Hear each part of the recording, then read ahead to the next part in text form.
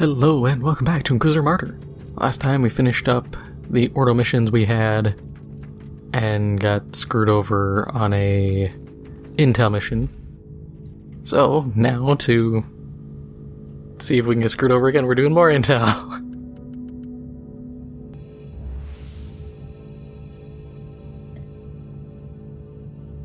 Oh, another 77% damage suffered. That's a hunt though, we'll be fine.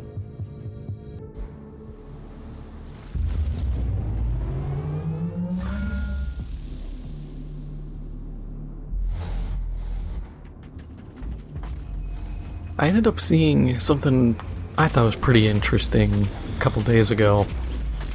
There was a few people online talking about 10th edition for Warhammer Tabletop, and they were making a pretty interesting point in saying that 10th edition is actually really imbalanced for small units, or like small unit count fights. There was a guy playing, I want to say it was Chaos Demons against Grey Knights, and he was just getting flattened. And of course my first thought is, well, what's your team comp? Even if you're doing small teams, things like your team comp, your general tactics can play into this and affect whether or not you're going to succeed. But I thought, let's take this at face value. And I wasn't surprised, because I think part of the problem with balancing is, what are you intending to balance? Because a big thing, let's say you have blob armies. Well, blob armies are inherently going to be weaker when you're facing enemies if you have a small army, because you can't blob as much. While a smaller unit count army, let's say, I'm just trying to think. I know what they are, it's just I'm drawing a blank for the name. Custodes. That's what it is. Custodes. You could have fewer units, but because they are lower model count, each one is individually stronger. So you could, in theory, be better against blobs than another blob army where individual unit or individual models aren't as strong. But that was my thing. I was like, okay, so maybe it isn't entirely imbalanced, but I could definitely see it, because it depends on what Games Workshop was looking to balance. My assumption is they probably balance the game around, like, I would say maybe 1,500 to 2,000 point games. Because what they're probably thinking, this is my guess, is if you want to do smaller stuff, then get Kill Team. Which, that thought process makes sense to me. But at the same time, when I think of Kill Team as the extreme. There's a difference between like 3 or 4 squads fighting and having fights where it's one elite team versus one elite team.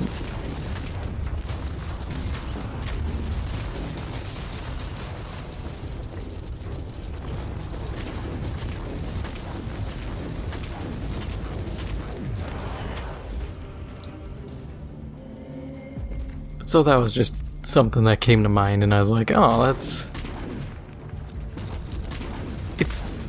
I've said it before with things, it's the curse of balancing. because there's so much going on that you may not be aware of, or what's being done is done for a purpose, you're just not seeing the whole purpose.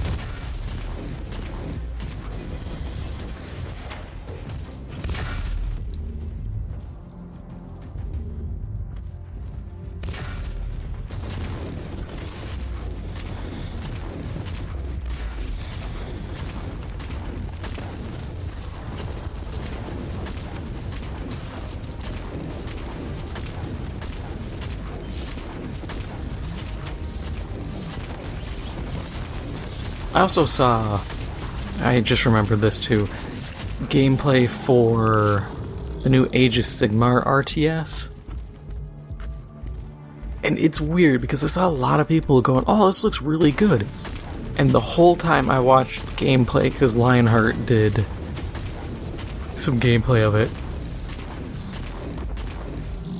But the whole time I'm looking at it, and all I see in the design is a ton of features that remind me a lot of Dawn of War 3. That's all I could think when I saw some of the stuff, and I was like, this isn't a good sign, guys. If there are things in this game reminding me of Dawn of War 3, I'm very concerned. Because nobody was really all too happy with Dawn of War 3.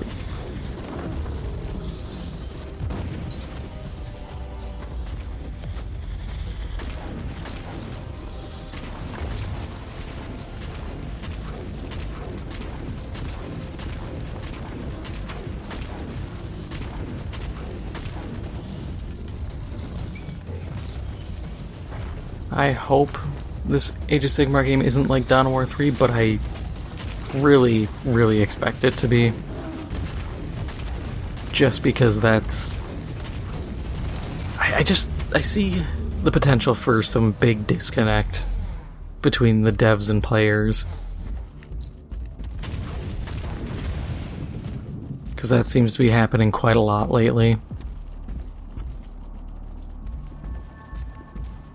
And that worries me. Even though I'm not banking on the Age of Sigmar game, I'm not gonna get it flat out. I don't like Age of Sigmar. I'm concretely secured in Warhammer Fantasy if I'm playing a non-40k Warhammer game.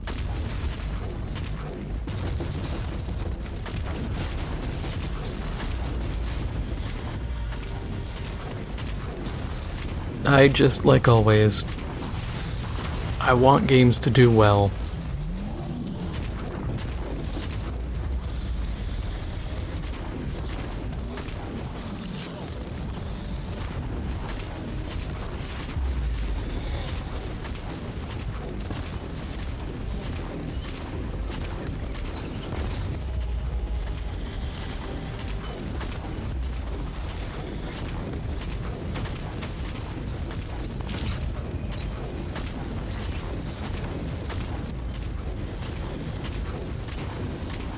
God, this 77% damage taken, it's like a 30 or 40% damage dealt penalty. You can really start to feel that sometimes when these gunfights just kind of drag on.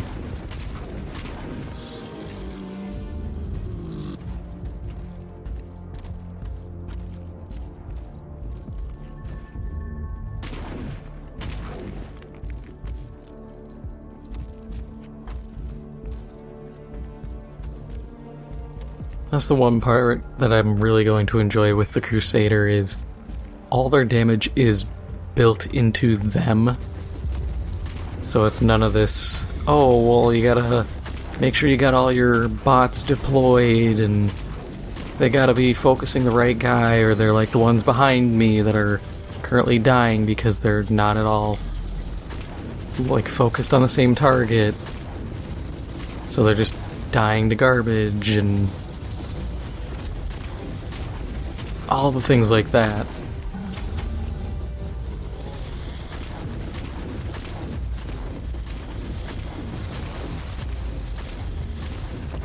And I know I could use the other plasma caliber for the beam that focuses these guys, but I genuinely don't think that beam is worth it. Its main advantage is the continuous damage, but it's not that good a damage.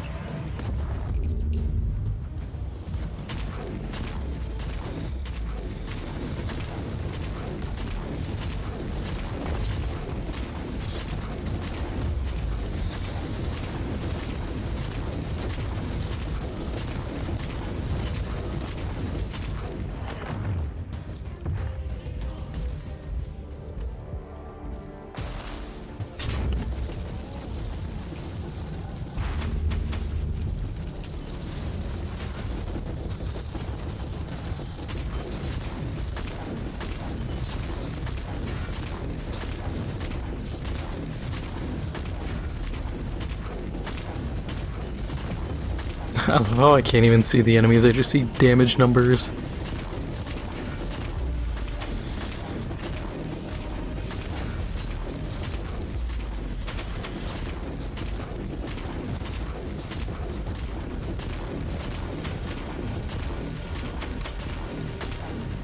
I knew if I bombarded them long enough, the damage numbers would whittle them down.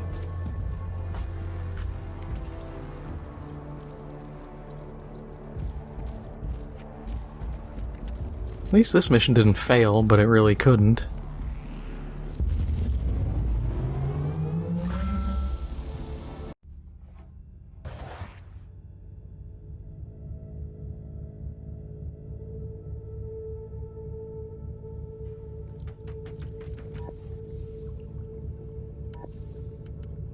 Just gonna lightning around mulch, because didn't really get anything of value.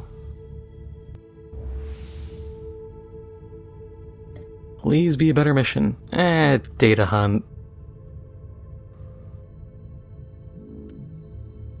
We'll do some difficulty stuff.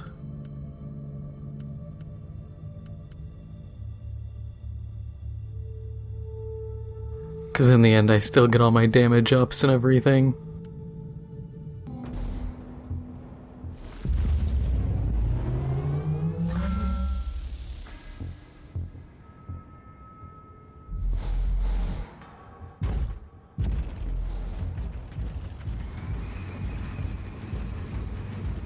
I saw people talking about a show not too long ago from the 2000s, if you remember it.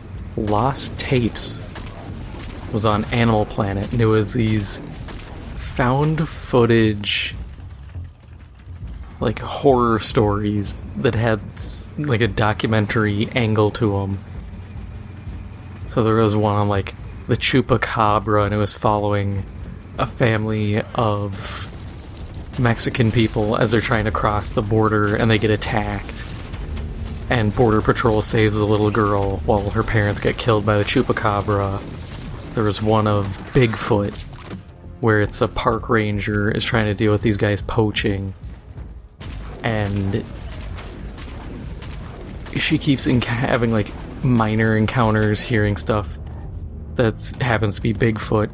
And then when the poachers attack her, because she's trying to stop the poachers, Bigfoot shows up off screen and kills them and leaves the park ranger to leave. And all these other ones, and people were saying how it freaked them out. And I remember watching them, and they were pretty good. The acting was terrible. I will not sit here and lie to you and be like, no, they were really good. No, the acting was god-awful. Not as bad as like 90s Goosebumps or Are You Afraid of the Dark, where like children's TV shows were the primary export out of Canada. Seriously, if you looked at those shows, the sheer volume of guys named Pierre or Jean-Baptiste was astounding. It is the most French-Canadian looking cast lineup you'd ever see. But just back to Lost Tapes, it was pretty good. One of my favorites was the vampire episode, where these people buy this kind of rundown house, and it's two parents and their kid, and then they're trying to do home renovations, and they bring in like the kid gets attacked by the vampires, but they escape because they're hiding in the walls and like in a little warren they've carved out under the house. So no one believes the kid that it's vampires. So what happens is they call an exterminator. The exterminator goes into the basement, gets grabbed, pulled through a hole in the wall, and assumedly eaten. And then the vampires attack, but they're not standard like Nosferatu vampires. They're all hairy, hunched over, almost like any kind of primate looking creature, but feeds on blood. And that one was really good. And I just sat there and I was like, I kind of miss those shows. And I feel like nowadays, with better budgets, instead of half-hour, you do hour-long episodes, you could probably do something pretty good. Because it would just be some, like, Netflix thing you could do. Hey, we finally just have to hold the zone instead of hold X the whole time.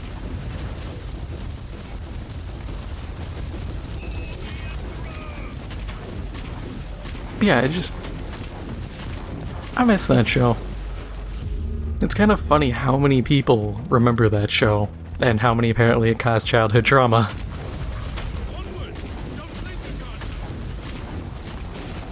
For me, it never had me, like, terrified. But I think it's because a lot of them were just, like, the Oklahoma octopus. And it's about these kids who go on a little, like, pontoon in the middle of a lake in Oklahoma, and one by one they get grabbed by a freshwater octopus and eaten. Or they had an alien one, but it was like a chest burster mixed with just a flying insect. Wasn't that good. They had Dover Demon. There was the Wendigo, Skunk Ape. I'm trying to think of all the ones. They had 3 seasons. They had one that was Quetzalcoatl, which was a really weird one.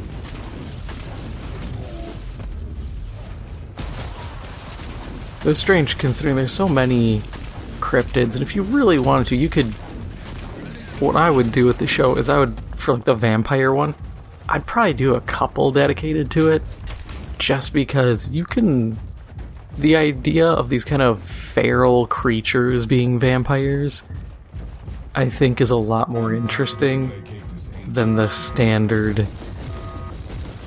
I don't know, the standard junk we get for vampires.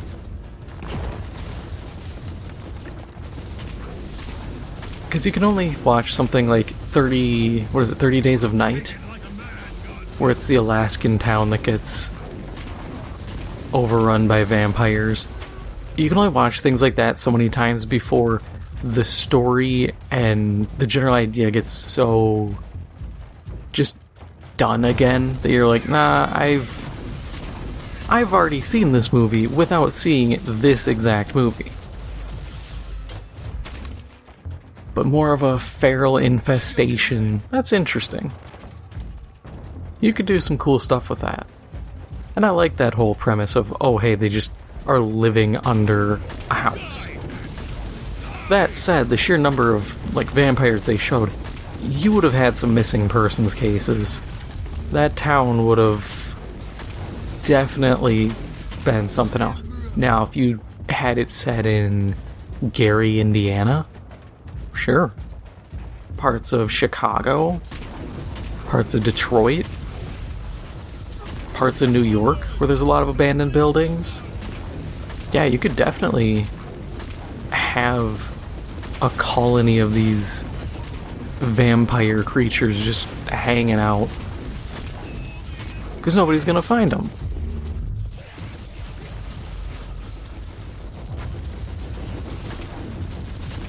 Reminds me of The Strain. How they had the vampires hiding out in a bunch of the old, like, subway maintenance tunnels. Because there's so many and a bunch of them have been closed, and I've even seen documentary stuff where people sneak around, and they've done this in, like, England and stuff too, where there's entire,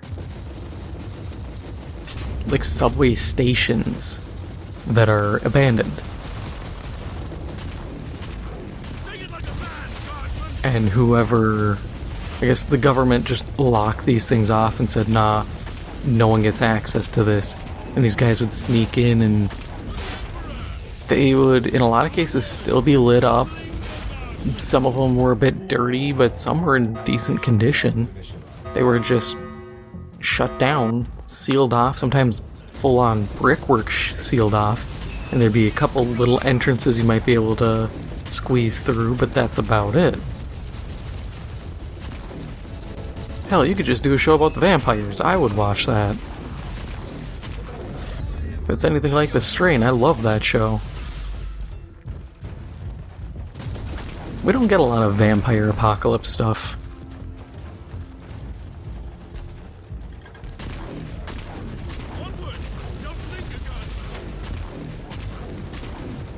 Man, now that they changed the terminal hacking, these missions are a lot more enjoyable.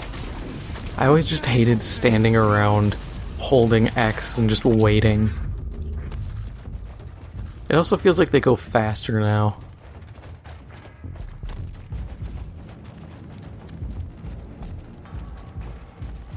I don't think we got any good loot, though. I think this was a pretty bare-bones run, but it's whatever. I'm not expecting a whole lot out of it.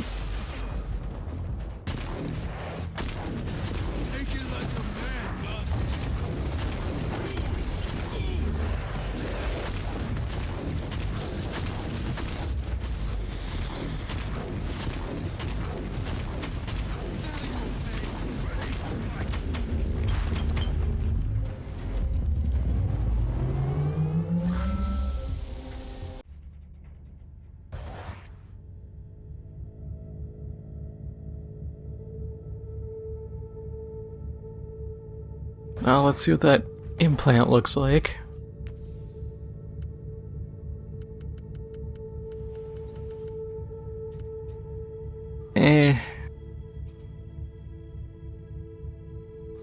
Enraged state's kinda useless.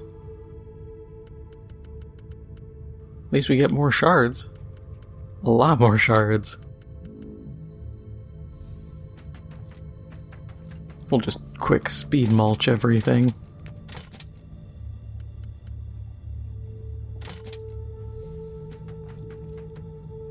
But that is all for now. If you enjoyed this episode, make sure to hit the like button, it helps out the channel a lot, and if you haven't already, make sure to hit the subscribe button. Thank you for watching, and I'll see you in the next one.